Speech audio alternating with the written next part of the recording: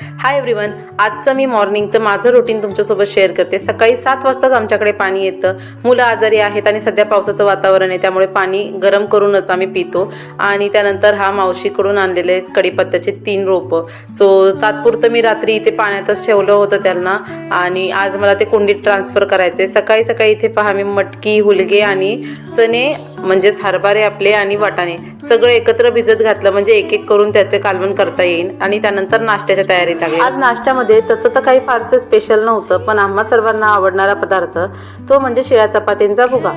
2 चपात्या शिल्लक होत्या। आता काय करायचं नाश्त्याला म्हणून मी इथे कांदा चिरून घेतला। सगळ्यात आधी कांदा टाकला, नंतर लक्षात आलं शेंगदाणे फ्राय करून घ्यायचे राहिले, म्हणून मग नंतर शेंगदाणे फ्राय करून घेतले।